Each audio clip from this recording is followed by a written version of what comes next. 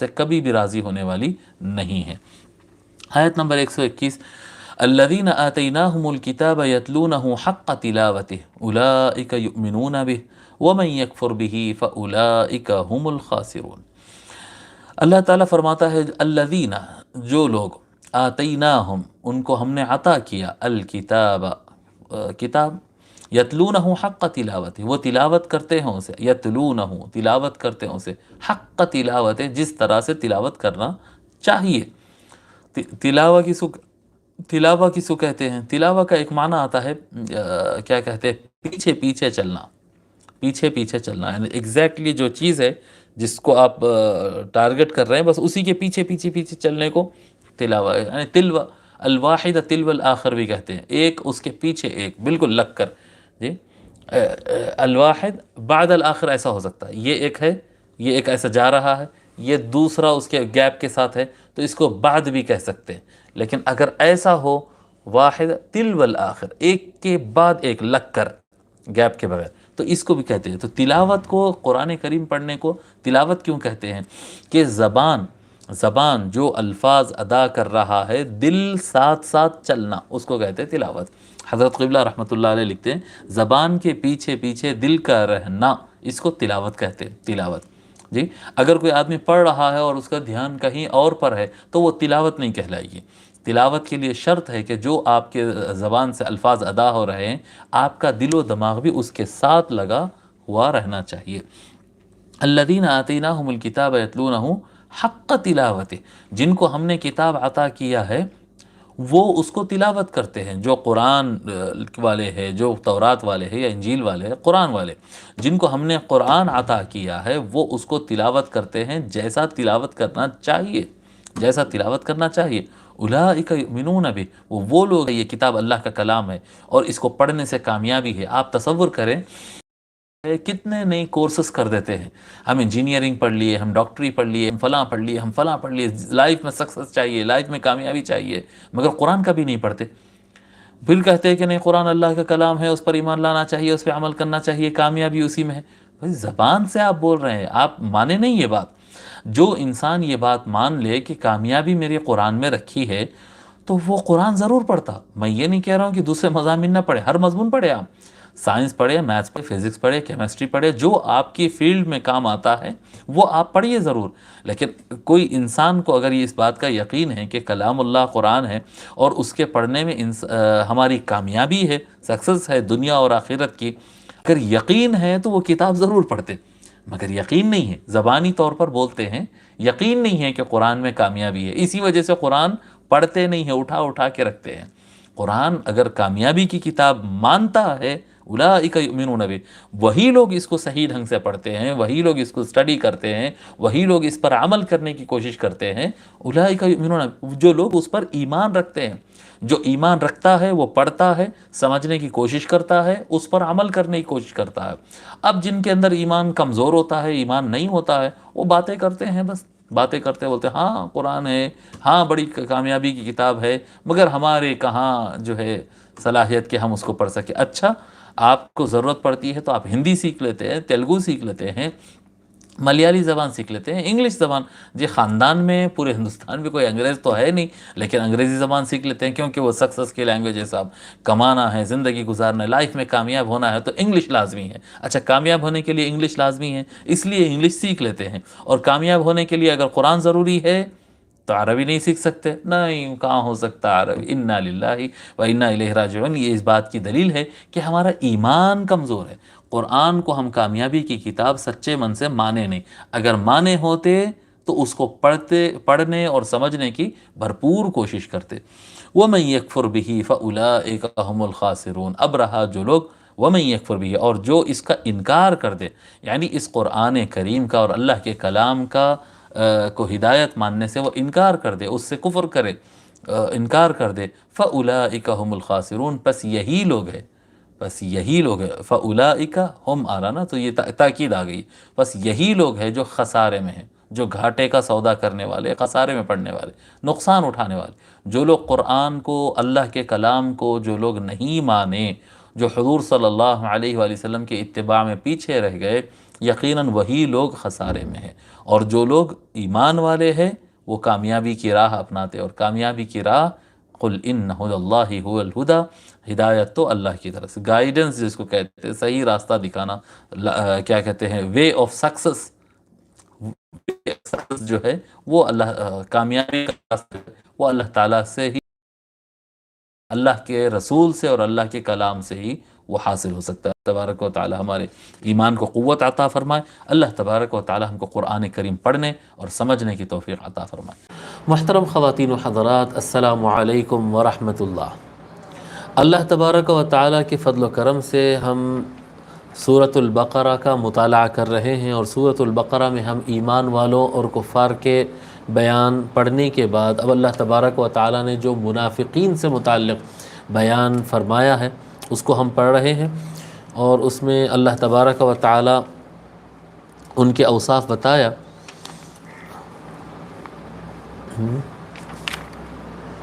ہم ان کے دلوں میں جو بیماری ہے اس سے متعلق ہم گزشتہ کل میں پڑھے ہیں۔ اعوذ باللہ من الشیطان الرجیم، بسم اللہ الرحمن الرحیم، فی قلوبہم مرض فزادہم اللہ مرضا ولہم عذاب علیم بما کانوا یکذبون۔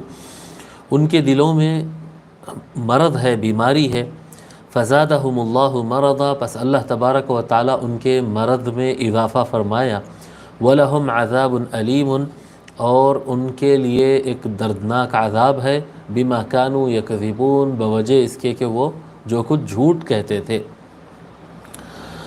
پھر اس کے بعد اللہ تعالیٰ فرمایا، اس میں ان کے مرض، ان کے دلوں کے اندر مرض ہونا، جس کو اور مرض کی تفسیر میں علماء کرام ایک تو شک بتائے جیسا کہ ہم بتائیں، اور دوسرا حسد۔ بعض علماء اس کو مرض کیا ہے اس کی تفسیر کی ہے وہ مرض شک کا ہے، اور بعض علماء نے کہا کہ وہ مرض حسد کا ہے۔ بحر العلوم رحمۃ اللہ علیہ حسد لکھے ہیں، امام نصفی رحمۃ اللہ علیہ شک لکھے ہیں، دونوں بھی کہیں تب بھی بالکل صحیح ہوگا۔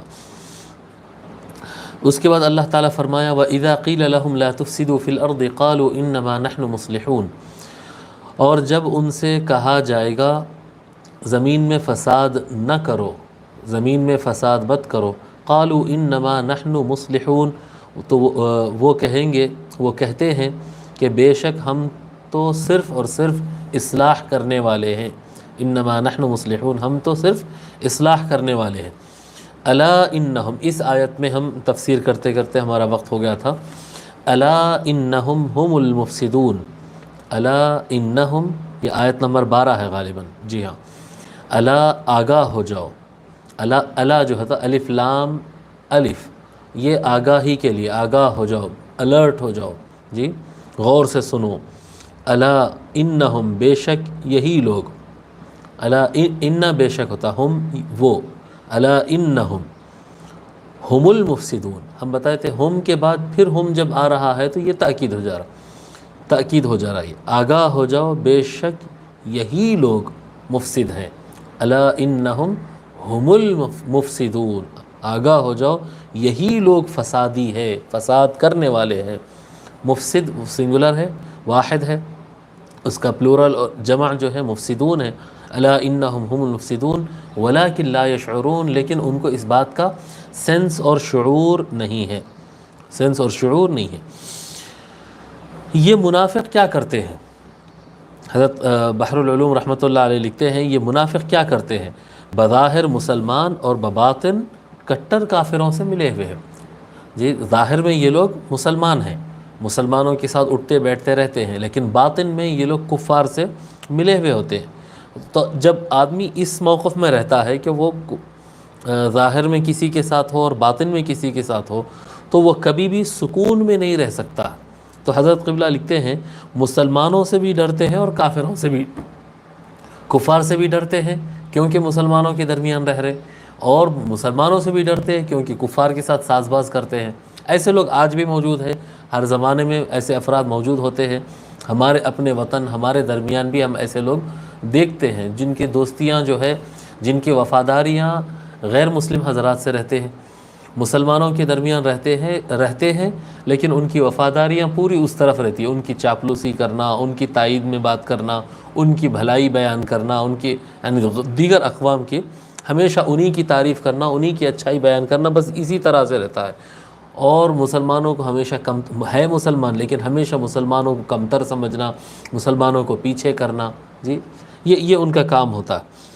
وہ چاہتے ہیں کہ مسلمانوں کا غلبہ ہو تو بھی وہ فائدے میں رہیں، اور کافروں کا غلبہ ہو جائے تو بھی فائدے میں رہے. یہ منافقین کی یہ چال رہتی ہے. اگر مسلمانوں کو کوئی جی قالوا الم نکم معکم، اگر مسلمانوں کو کچھ حاصل ہو جائے تو وہ کہتے ہیں، یعنی ایک جنگ میں کامیابی ہو گئی، مال مل گیا، غنیمت حاصل ہو گئی، فتح ہو گئی، تو ہم تو آپ کے ساتھ ہیں. جی الم نکم معکم. جی وَإِن كَانَ لِلْكَافِرِينَ نَصِيبٌ قَالُوا أَلَمْ نَسْتَحْوِذْ عَلَيْكُمْ وَنَمْنَعْكُمْ مِنَ الْمُؤْمِنِينَ. جی اور اگر کفار کو کچھ موقع مل گیا، ایک پڑاؤ کفار جیت گئے ہیں، وہ آگے بڑھ گئے ہیں، تو کہتے ہیں کہ دیکھو ہم تو سازشوں میں برابر شامل تھے نا، اندر کی جاسوسی کر کے آپ کو خبر دے رہے تھے، اور آپ کو جو ہے مسلمانوں سے ہم محفوظ کیے ہیں. جی تو یہ یعنی رہتے ہیں مسلمانوں کے درمیان، لیکن مسلمانوں کے خلاف دشمنوں سے ساز باز کرتے رہتے ہیں. یہ منافقوں کی علامت ہے. ایک جماعت میں رہتے ہیں اور دوسری جماعت کے ساتھ ساز باز کرتے ہیں، اور ہمیشہ اپنی کمیونٹی اور اپنی قوم کو جو ہے عملی اقدامات میں دبانے کے کام کرتے ہیں. باتوں میں بڑے اچھے رہیں گے، لیکن پریکٹیکل دیکھیں گے تو وہ اپنی قوم کو پیچھے ہٹانے کا ہی کام کرتے رہتے ہیں. اب یہ جو منافقین رہتے ہیں، منافقین، حضرت قبلہ بحر العلوم رحمۃ اللہ علیہ لکھتے ہیں، حال کے منافق کیا کر رہے ہیں. جی حال کے منافق کیا کر رہے ہیں، یعنی حضور اکرم صلی اللہ علیہ وآلہ وسلم کے زمانے میں یہ منافقین کرتے تھے. منافق لوگ جو ہیں وہ حضور صلی اللہ علیہ وآلہ وسلم اور دیگر صحابہ کرام جو سچے مومن ہیں ان سے حسد رہتا تھا ان کو، لیکن کیونکہ پورے اہل مدینہ سب اسلام قبول کر چکے ہیں تو یہ بھی انہی کے درمیان رہتے تھے، ان کے ساتھ اٹھتے بیٹھتے تھے.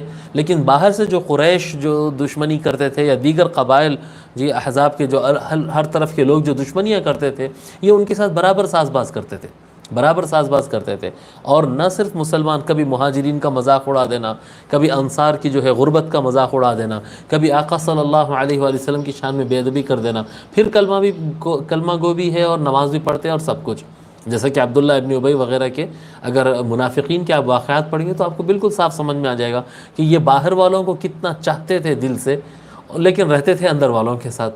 جی آج بھی اس طرح کے لوگ ہیں. آج حضرت قبلہ رحمۃ اللہ علیہ لکھتے ہیں، حال کے منافق کیا کر رہے ہیں، مجلس آئین و قوانین میں شریک ہو کر اصول و احکام اسلام کے خلاف قوانین منظور کرا رہے ہیں. یعنی مسلمان ہیں، لیکن جیسا ہندوستانی پارلیمنٹ ہو یا ہندوستان کے کسی بھی اسٹیٹ کے، تلنگانہ ہو، یو پی ہو یا کوئی ہو، وہ اسٹیٹ کے پارلیمنٹس میں اور اسمبلیز میں جو ہے وہ ممبر بنتے ہیں، اور ممبر بن کر ایسے قوانین جو مسلمانوں کے خلاف پڑھتے ہیں، اللہ اور اس کے رسول صلی اللہ علیہ وآلہ وسلم کے احکام کے خلاف پڑھتے ہیں، اس میں تائید کا ووٹ بھی دیتے ہیں، اس میں تائید کا ووٹ دیتے ہیں، ہاتھ اٹھاتے ہیں اور وہ بجاتے ہیں اور بولتے ہیں کہ ہاں یہ پاس کرو، ایسا ہونا چاہیے، ایسا نہیں چاہیے. جب وہ حکم الہی کے خلاف وہ حکم جا رہا تھا تو ان کا کام تھا کہ اس کو جو ان سے ممکن ہو سکے وہ کوشش کرنا روکنے کے لیے، لیکن خوشی خوشی اس کی تائید کرتے ہیں. آج دیکھیے، آج جو اتنی ظالم پارٹی آج آئی ہوئی ہے جو علی الاعلان مسلمان سے دشمنی کرتی ہے، علی الاعلان، اس پارٹی کے اندر بھی مسلمان نام آپ کو ملیں گے. جی اس کے اندر آپ کو اس کے اندر ایم جے اکبر ملیں گے، اس کے اندر شہنواز حسین ملیں گے، اس کے اندر عباس رضوی جو یو پی کا وقت منسٹر ہے، عباس رضوی ملے گا. یہ کیسے لوگ ہیں یہ؟ جی یہ جو یعنی اسلام کے خلاف بولتے ہیں، مسلمانوں کے خلاف بولتے ہیں اور آئے دن سازشیں کرتے ہیں، پھر نام بھی مسلمان ہیں اور مسلمان کمیونٹیز میں اٹھنا بیٹھنا ہے ان کا. تو یہ کیسے؟ یہ منافق ہے، یہ منافق ہے. اور یہ اب کیونکہ یہ لوگ شدت پسند ہیں اس لیے زیادہ دکھ کر آ رہے ہیں، ورنہ ایسے بہت سارے ہیں جو شدت پسند نہیں ہیں، دوسری جماعتوں میں رہتے ہیں، جی غیر مسلموں کی خدمت میں بڑی لگے رہتے ہیں، کسی کا بھلا کرنے میں وہ نہیں ہے، لیکن غیر مسلموں کی تائید میں رہنا اور اپنی کمیونٹی جس کے بل پہ ہم جیت کر آئے ہیں، جس کی نمائندگی ہم کرنے آئے ہیں، ان کے نقصان کا کام کرتے ہیں اور ان کو بالکل کارنر کرتے ہیں. جی اپنے لوگوں پہ شدت کرتے ہیں اور دوسروں کے ساتھ بڑی نرمی کرتے ہیں. یہ منافقوں کی علامت ہے، یہ منافقوں کی علامت ہے. اب اگر آج ہم مشرق وسطیٰ کے حالات دیکھ لیں، آپ دیکھ لیجئے سعودیہ کے حکمران کو دیکھ لیجئے، امارات کے حکمران کو دیکھ لیجئے، جی آپ مصر کے حکمرانوں کو دیکھ لیجئے. یہ حکمرانوں کے کیا معاملات ہیں آج؟ کیا معاملات ہیں ان کے؟ امریکہ سے کوئی ایک سیکرٹری بھی آ جائے، ایک کلرک بھی اگر آ جائے تو اس کو ویزا بھی حاصل کرنے کی ضرورت نہیں ہے. اس کے برخلاف پاکستان سے کوئی جائے، ہندوستان سے کوئی جائے، جی اب مسلم ملکوں میں سے ہندوستان سے اگر کوئی مسلمان جائے یا کوئی بھی مسلم ملک سے اگر کوئی شخص سعودیہ میں انٹر ہونا ہوتا، اس کو ویزا حاصل کرنا ہوگا، اس کی چیکنگ ہوگی، فلاں ہوگی. جی سارے ان کے ساتھ سختیاں ہیں. اور ان کے لیے جی امریکہ سے کوئی آ جائے، برطانیہ سے آ جائے، جو کہ کھلا دشمن ہے. کیا شک ہے امریکہ مسلمانوں کا دشمن ہونے میں؟ کیا شک ہے برطانیہ مسلمانوں کا دشمن ہونے میں، اسرائیل مسلمانوں کا دشمن ہونے میں؟ لیکن ان کو as a we I Ps ان کو استقبال کیا جاتا، as a we I Ps کے طور پر ان کا استقبال کیا جاتا. ان کی شان ہے، ان کی عظمت ہے، اور جو یہ فیصلے کرے مانتے چلے جاتے ہیں. پھر نام کے ساتھ خادم الحرمین رہتے ہیں. خادم حرمین کے جو ہے ہم خادم ہیں، ہم مسلمانوں کے بادشاہ ہیں، ہم جھنڈے پہ لا الہ الا اللہ لکھ لیے ہیں. یہ ایک ملک دو ملک کے نہیں معاملات. آپ دیکھیے عبد الفتاح سیسی جو اس وقت ایجپٹ کا، مصر کا جو پریسیڈنٹ ہے، صدر ہے، اس کے معاملات آپ دیکھ لیجئے. مسلمانوں کو قتل کرنا بھی آسان ہے، بس اٹھائے آرمی ڈالے اور پولیس ڈالے اور قتل کرا دیے اور گولیاں چلوا دی اور لوگوں کے گھر خالی کروا دیے. سعودیہ میں کتنا ہو رہا ہے؟ یعنی اس وقت حویطات جو قبائل ہیں وہ قبیلوں کو خالی کیا جا رہا ہے. ان کے گھروں کو زمینات ان کے زبردستی کھینچے جا رہے ہیں، زبردستی ان سے زمینات کھینچے جا رہے ہیں. اور ان میں سے جو انکار کیا، جو اعلان کہہ رہا ہے کہ یعنی جو کچھ لوگ ہیں جن کی آواز دب گئی ہے، تو مگر وہ اگر گھر خالی نہیں کرنا چاہتے ہیں تو ان کو پکڑ کے جیل میں ڈال رہے ہیں اور ان کے مکانات کو توڑوایا جا رہا ہے. کچھ حضرات سوشل میڈیا وغیرہ پر آ کر آواز اٹھا رہے ہیں کہ ہمارے مکانات سے ہم کو زبردستی نکالا جا رہا ہے، ہم نہیں نکلنا چاہ رہے. ایسے لوگ کو سزائے موت دی جا رہی ہے. اور وہ خالی کر کے کیا جا رہا ہے؟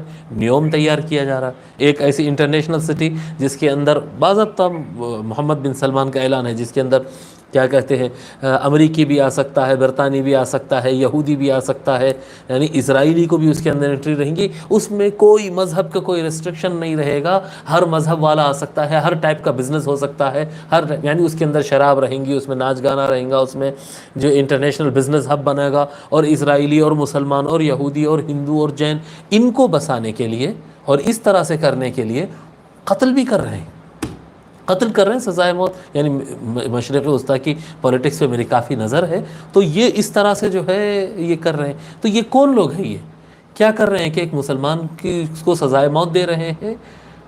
بلاد الحرمین، ارض الحرمین، جی مکہ مدینہ کی سرزمین پر یہود و نصارہ کو بسانے کے لیے، ان کی دکانیں لگوانے کے لیے.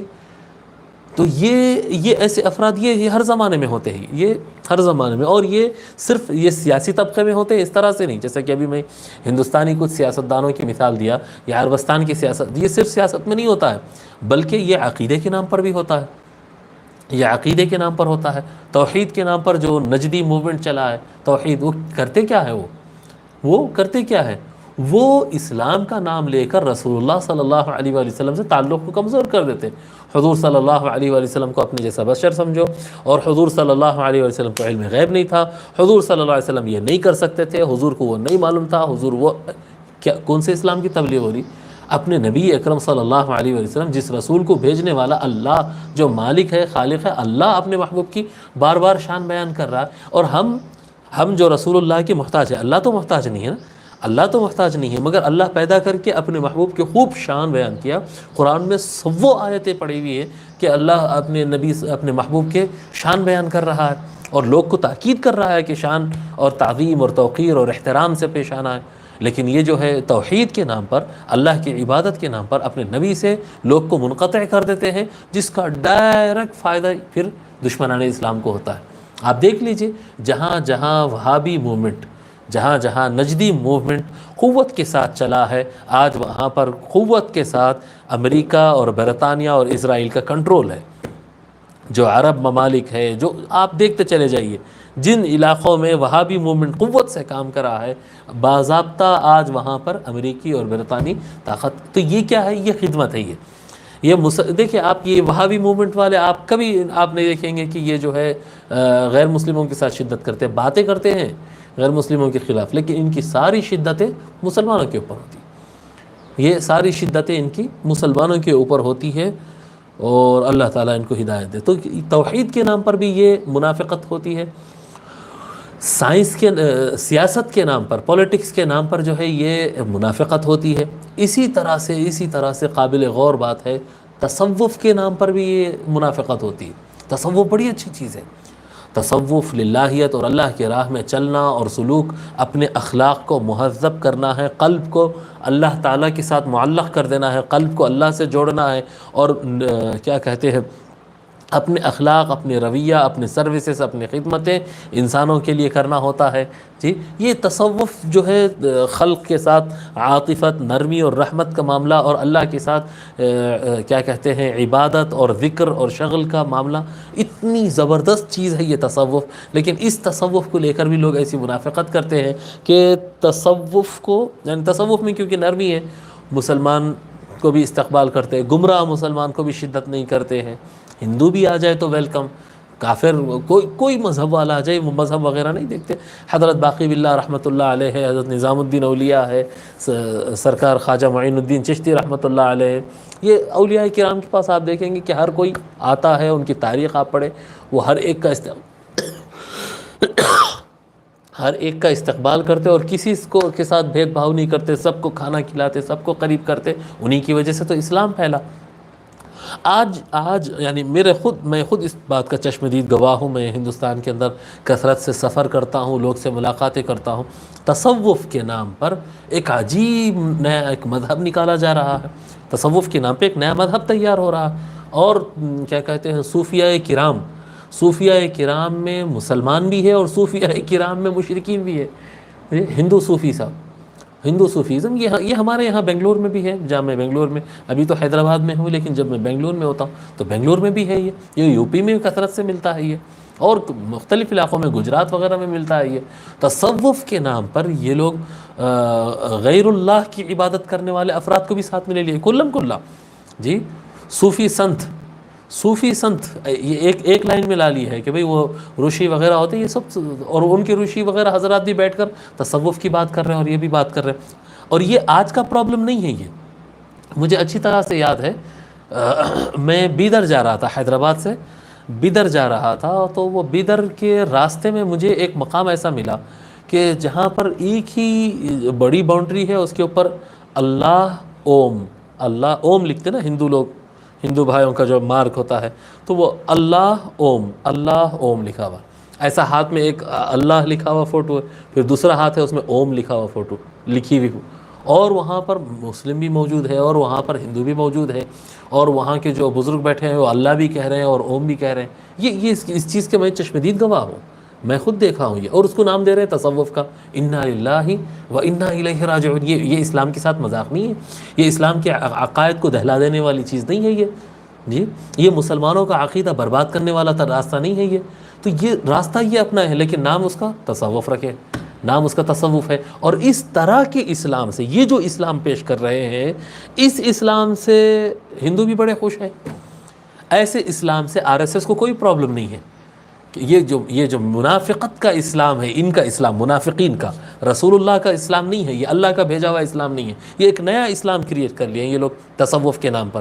حقیقی تصوف تو بڑا اچھا ہے، اولیاء اللہ کا جو تصوف ہے، جو سلاسل طریقت ہے، جو تعلیمات ہے پیران پیر غوث العظم کے، سیدنا خواجہ معین الدین چشتی کے، شہاب الدین سہروردی کے، بہاء الدین شاہ نقشبند کے، شیخ احمد کبیر رفاعی کے رضی اللہ عنہ اجمعین، یہ بزرگان دین کی تعلیمات، یہ تو کیسی خالص توحید اور کیسا ذکر شغل اللہ کرنے کا ان کا طریقہ کار ہے، لیکن یہ تصوف کے نام پہ یہ سارے چیزوں کو شامل کر دیا گیا جی، اور کہہ رہے ہیں کہ یہ تصوف ہے اور محبت ہے یہ اصل چیز ہے وغیرہ۔ بالکل محبت اصل چیز ہے، ہمارے کو تصوف کے اندر یہ احکام دیے جاتے ہیں کہ کافر سے بھی نفرت نہیں کرنا، بالکل، کیونکہ اس کو بھی اللہ تعالیٰ نے بنایا، لیکن جس چیز کو اللہ نہیں پسند کرتا ہے وہ یہ ہے کہ اس کے اندر موجود کفر کو، اس سے نفرت ہے، کفر سے نفرت ہے، کافر سے نفرت نہیں جی، کیا کہتے ہیں جھوٹ سے نفرت ہے، وہ فرد سے نہیں۔